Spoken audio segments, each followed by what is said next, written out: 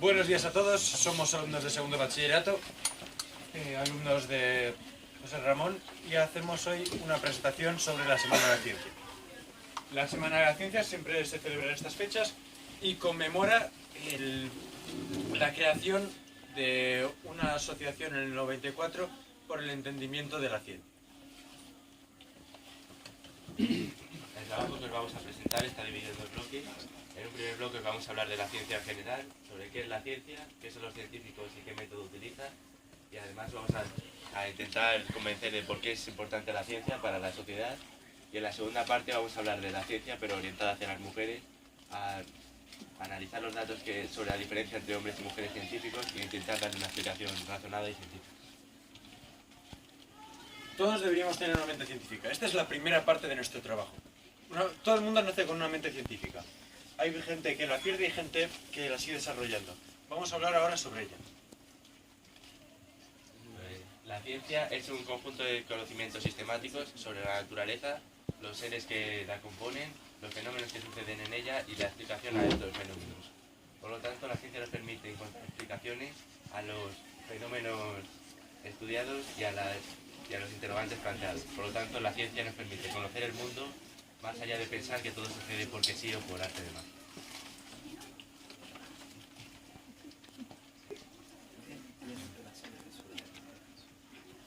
Los científicos.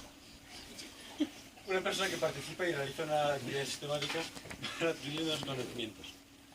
Hoy en día se utiliza el término científico para englobar muchas disciplinas, pero nosotros nos vamos a centrar más bien en lo que es propiamente ciencia, la que aplica el método riguroso del sistema de experimento e hipótesis.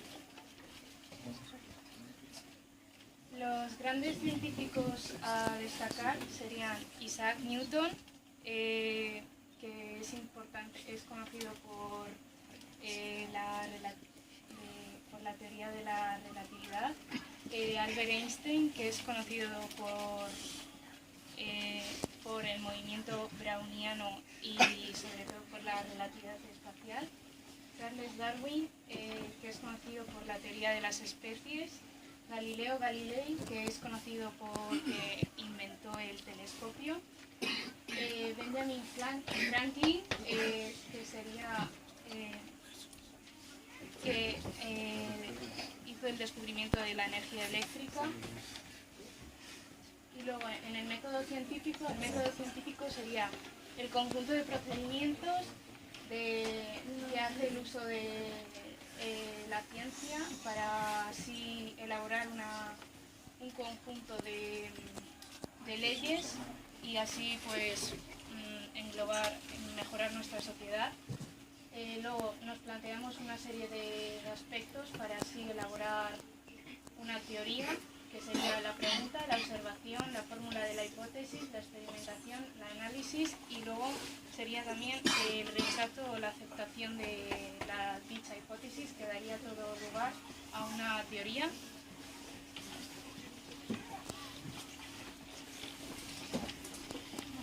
Las apariencias de ciencia. O sea, de ciencia. Todo el mundo hemos oído frases del tipo al 95% de las personas que usaron esta aplicación o les gustó. O sea, siempre oímos este tipo de frases en las que nos meten datos de los cuales no conocemos de dónde los han sacado y simplemente por aparentar que son datos científicos tendemos a creerlo. Entonces, hoy en día hemos llegado a pasar de la ciencia como algo crítico, algo que deberíamos cuestionarnos de que estos datos que nos dan, que de dónde salen, a que sea una cuestión de fe. Entonces, los científicos pasan a darnos datos como si fuera una religión, a creérnoslo simplemente por el hecho de que te dicen, es ciencia, y pues simplemente te lo crees, no te cuestionas que lo que te están diciendo es cierto o no. Entonces, algunas empresas usan esta fe que tenemos en los científicos, en la ciencia, en todo lo relacionado con este campo, para darnos este tipo de datos. Todos deberíamos tener una mente crítica. A raíz de esto, nos cuestionamos que qué es el pensamiento crítico. Es un proceso que se propone analizar, entender y evaluar la manera en la que se organizan los datos. en la que deberíamos cuestionarnos de dónde viene toda la información que nos dan y no aceptarlo simplemente por el hecho de que nos lo digan, ¿sabes? O sea, realmente preguntarnos si las afirmaciones que nos están dando son ciertas o no y de dónde vienen estos datos. Entonces, propongo una cosa. Si todo el mundo nace con este pensamiento, o sea, todo el mundo nace con pensamiento. Este pensamiento, si lo desarrollamos un pensamiento crítico, debe ser algo natural, algo normal en nuestras vidas. Le añadimos la tecnificación de nuestro entorno, que vivimos rodeados de ciencia y de...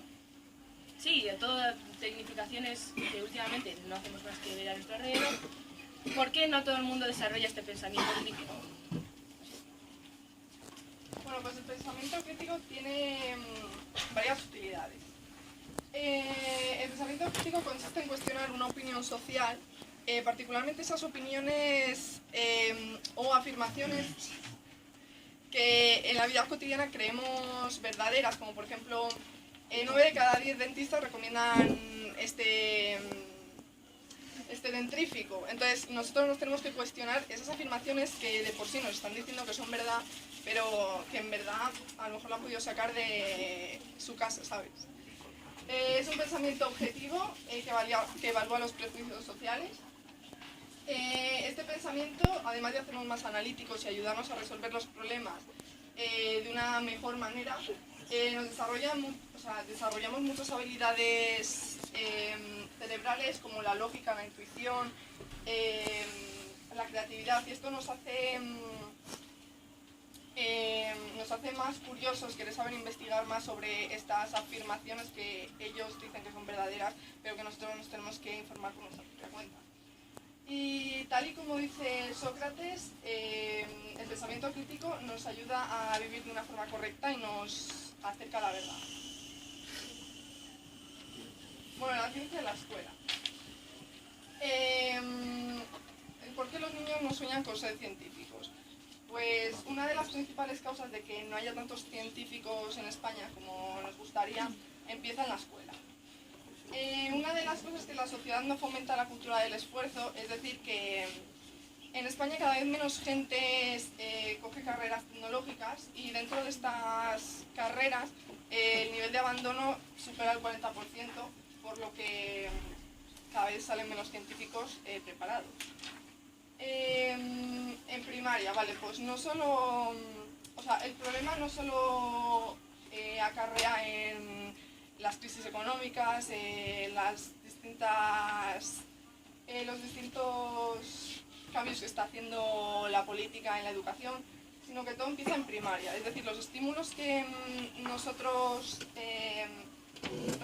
dan los profesores a los niños pequeños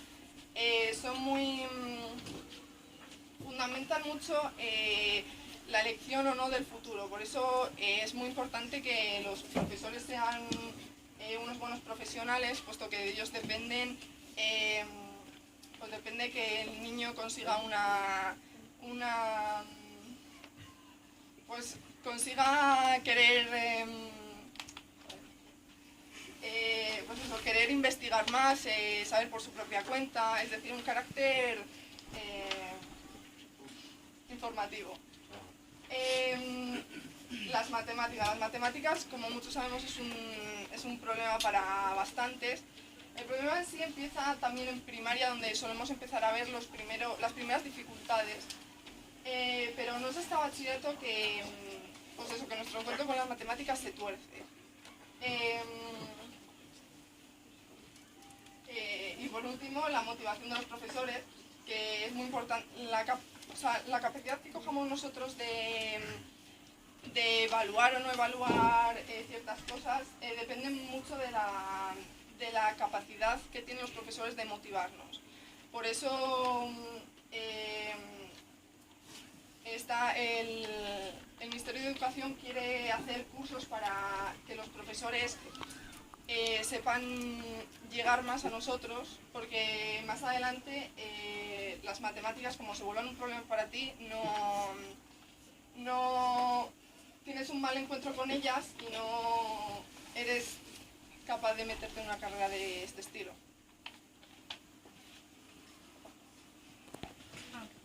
España y la ciencia. El porcentaje del PIB destinado a la ciencia en nuestro país es del 1,22%, es inferior al 2% dedicado en toda la Unión Europea.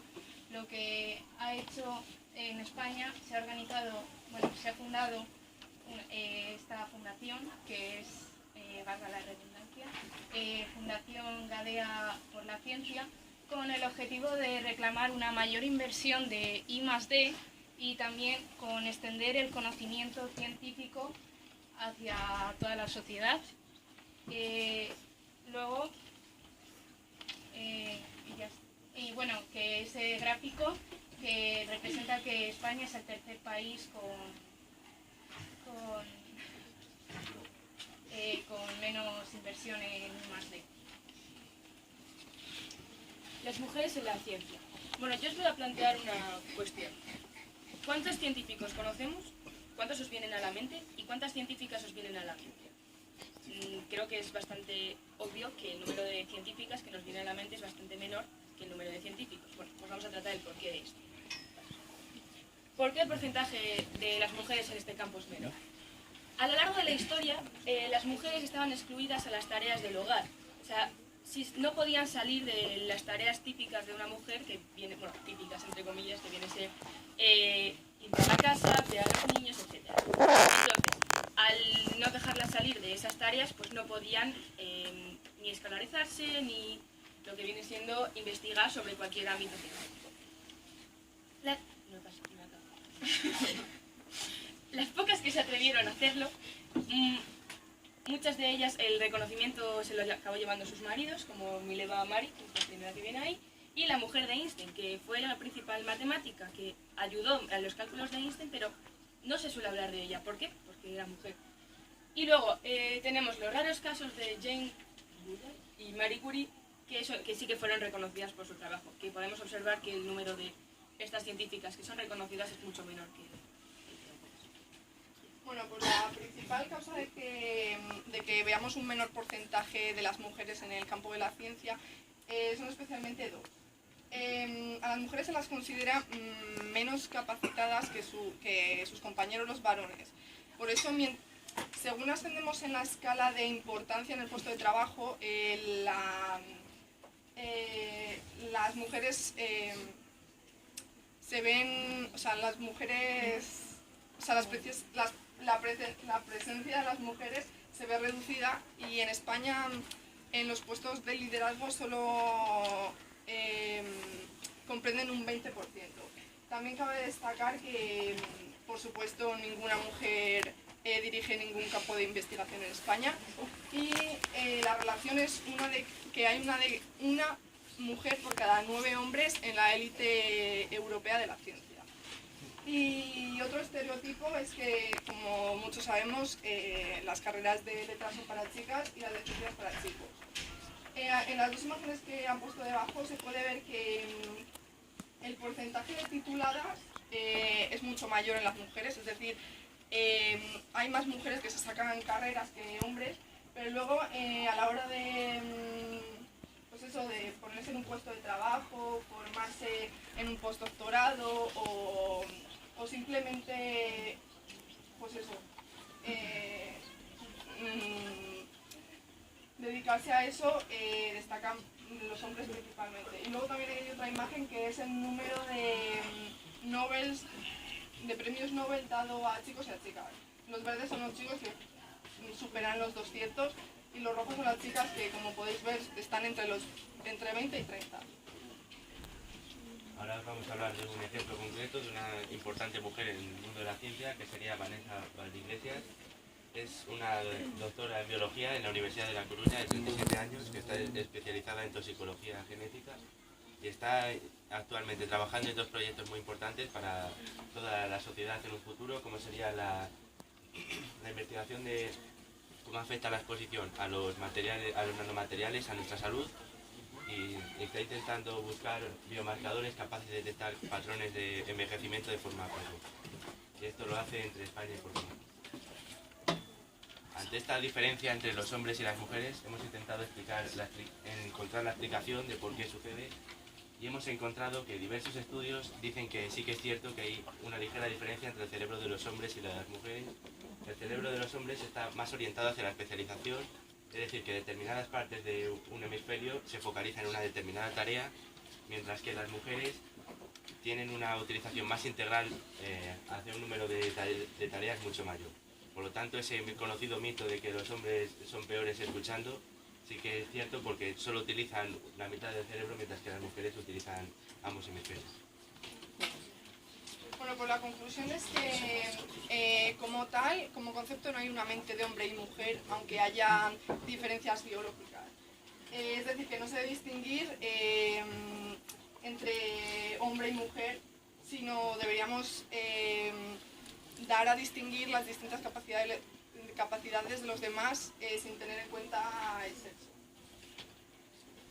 La educación para estos dos campos que hemos tratado anteriormente, de la mente crítica, tanto de la mente crítica como de las mujeres en la ciencia, la mente crítica, lo que hay que hacer es fomentar otro punto de vista para hacer cambiar nuestra sociedad y así cambiar nuestro sistema. Y luego, en las mujeres, en el aspecto de las mujeres, tenemos que erradicar el estereotipo de que la mujer y luego también así eliminar la tendencia machista en nuestra sociedad.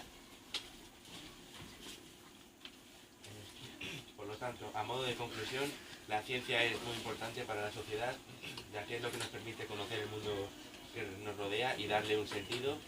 Y esto es algo que es tanto para hombres como para mujeres, ya que ambos deberíamos remar en la misma dirección para llegar a un buen puerto en el futuro. Si no, solo pensar que habría sido de la ciencia que todas las mujeres que hemos mencionado anteriormente.